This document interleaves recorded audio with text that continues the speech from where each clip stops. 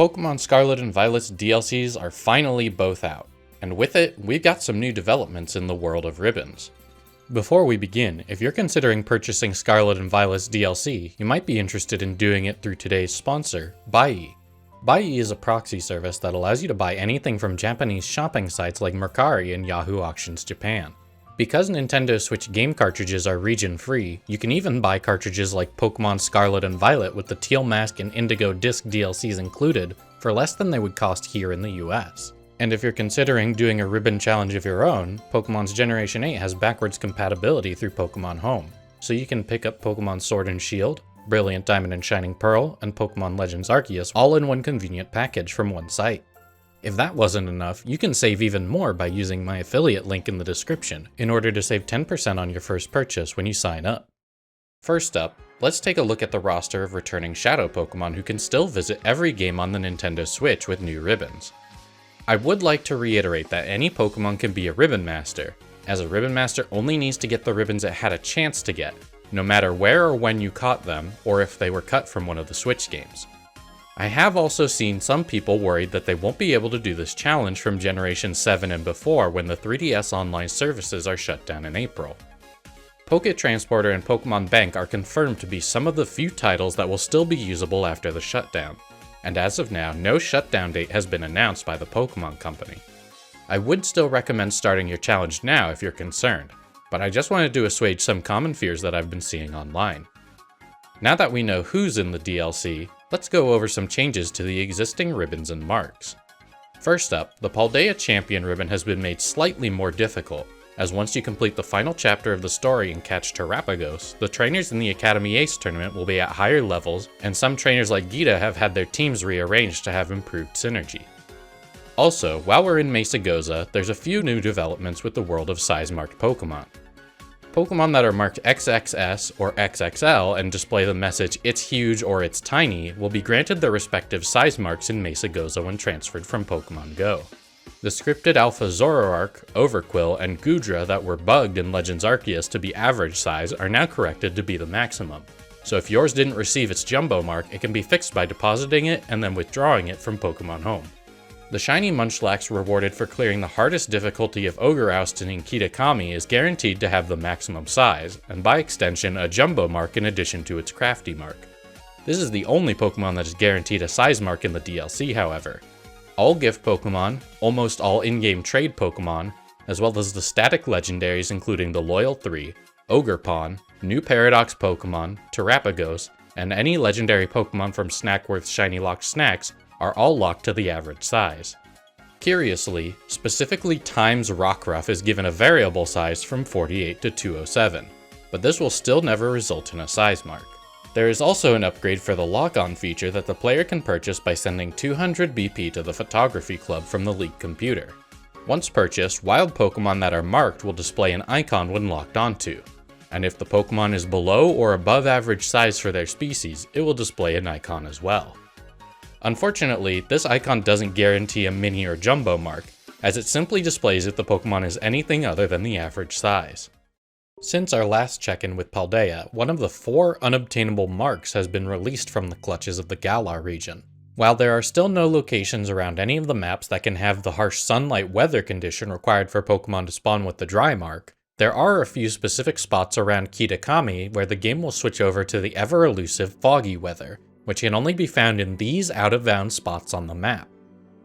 Back in Paldea, there are no foggy locations where Pokemon can spawn, but some of these misty areas in Kitakami have just enough space for wild Pokemon to spawn within render distance, and weather marks don't take into account the weather where the Pokemon spawned, but rather the weather the player was experiencing when the Pokemon spawned instead, and this finally allows the Misty mark to return from Sword and Shield. As a weather mark, this one is decently common, about a 1 in 14 chance to spawn on a wild Pokemon with the relevant type level 3 tidal power. Though this mark is still unobtainable except on wild Pokemon that spawned with it, it is an oddity worth mentioning, and leaves us with only the dry, curry, and fishing marks as completely unobtainable in Scarlet and Violet. Speaking of increasing your odds for finding marks, the Indigo disc finally reintroduced a very useful tool that you'll want to have if you plan to obtain a wild marked Pokemon for starting your ribbon journey, the Mark Charm. Reprising its role from Sword and Shield's Isle of Armor DLC, you can obtain this item from Director Serrano by showing him a completed Blueberry Academy Pokédex. Luckily, the raid event exclusive Paradox Pokémon Walking Wake and Iron Leaves are not required to obtain your reward. The Mark Charm, very similarly to the Shiny Charm, provides 2 additional rolls at obtaining a mark on any given wild Pokémon. When you combine this effect with the additional 3 rolls provided by the level 3 Tidal Power from Sandwiches, this gives you a total of 6 rolls to obtain a mark, drastically boosting the odds of finding marked Pokémon. You will still need to put in a bit of work if you have your eyes set on a particular mark that isn't the ironically common uncommon mark or one of the time of day related marks. But this item is a boon to anyone looking to find some unique titles on their new Pokémon. Now with all the returning marks out of the way, one more mark was finally patched with the release of the Teal mask, which many commenters were quick to tell me about as soon as the DLC dropped. The item finder mark has been fixed. Luckily, you don't need to purchase the DLC to obtain one, you just need the patch that came out with the Teal mask DLC, and Professor Hassel can finally keep his job as we have a new mark to collect. Like the Partner and Gourmand mark, this is earnable on every Pokémon that can enter Scarlet and Violet, and also like the other two, it's a random chance each time you trigger its award method. Like the Partner mark, a Pokémon has a 1 in 100 chance to obtain an item finder mark, but thankfully it gives you a roll of the dice every single time your Pokémon picks up an item on the overworld via Let's Go mode. It makes no difference if it's an item ball, a sparkle on the ground, or even a TM, so long as your Pokémon is the one to pick it up. Even if you have 999 of that item already and it can't go into your bag, you still have a shot at getting the mark. A few places that make for good item finder mark hunting are Area 0 in Paldea, the Paradise Barrens in Kitakami, or the Savannah biome in the Terrarium, as these are all flat open spaces with lots of items and minimal obstructions for your Pokémon. Speaking of which, some Pokémon are not quite as fast as others, which means they'll take quite a while to make it to each item. If your Pokémon is particularly slow and doesn't fly or swim over water, have them follow you into a lake or river while in Let's Go mode, which will spawn an inflatable raft that will ferry them around. Be careful not to bump into any wild Pokémon, as that means you'll have to go back to land to respawn your Pokémon. Waterways have quite a few feathers floating around, and the raft will move as fast as your ride Pokémon if you're not dashing, which can speed up your hunt quite a bit. After a bit of cleaning up, Toast earns an item finder mark and brings the total to 95.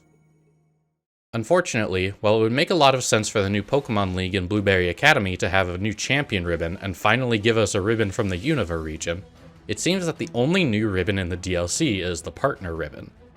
Also unfortunate that this ribbon is not obtainable on existing Pokémon, making it more like an event ribbon or mark, like the Classic ribbon or Mightiest mark.